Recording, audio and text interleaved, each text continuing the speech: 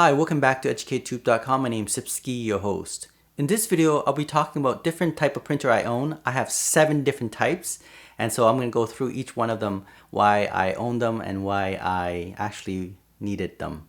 Let's talk about it right now.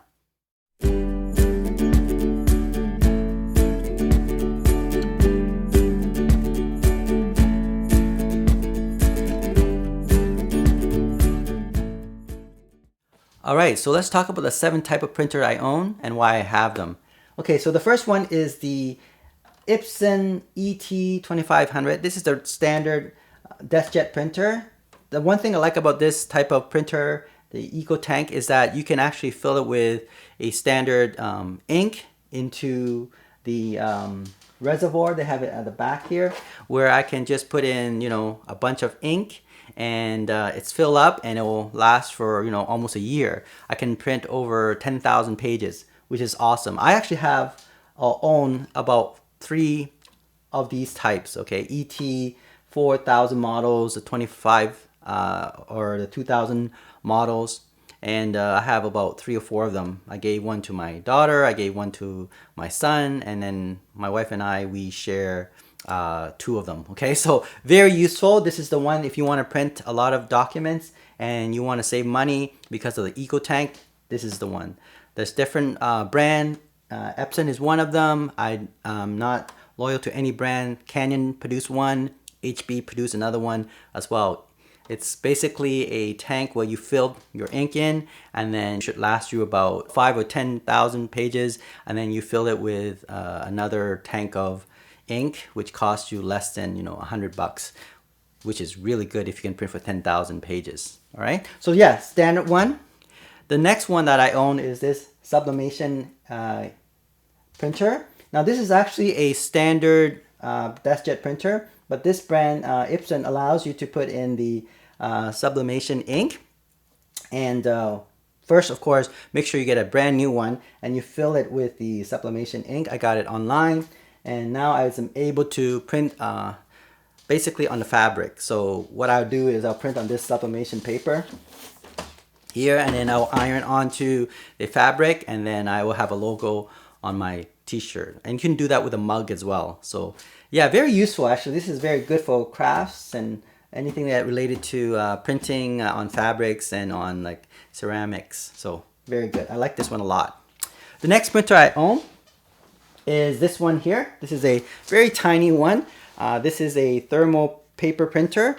I got it on online store as well. And this is what you can do. You can print little stickers like this kind of stuff. And it's basically doesn't require any ink per se. It's the thermal paper where the heat transfer the image into it. Now this may not last very long because it's sensitive to heat. So over time it might wear out, but it's great for temporary images. So sometimes, like for example, you want to print some information or some quick image and you can give that to your friends. This is the way to go, and it's very portable. It's Bluetooth activated, and you can hook up to your laptop, your desktop, or even your smartphone. So very useful. You probably can get one around $50 or less. Sometimes I see it for $30. Okay. The next one is this, pretty cool, and I got this several years ago. This is the laser edge printer. You can do something like this. For example, you take a wood or a plastic and you can burn into it, right?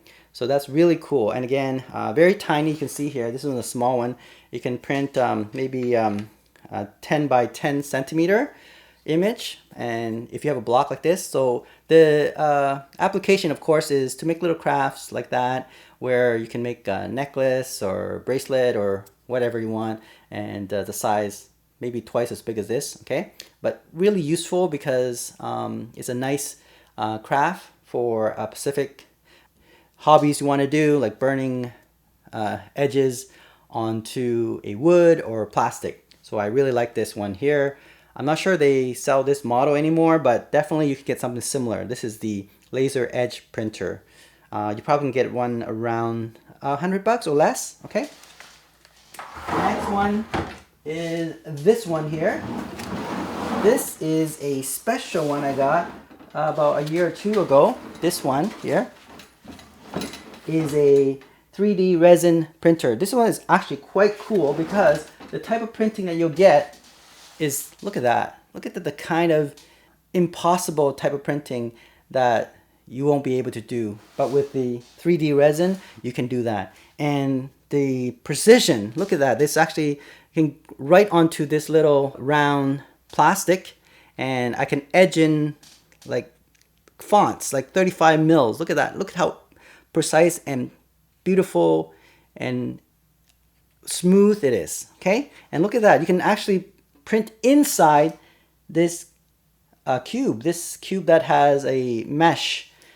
Amazing. I don't think you can do that with a standard 3D printer. Okay, so definitely very cool. Now you can get one like this, probably around maybe I got this around I think $80 about a couple of Christmas ago. I don't know if they make this type of model anymore, but there's probably a newer version, probably better. But definitely you can get one like that.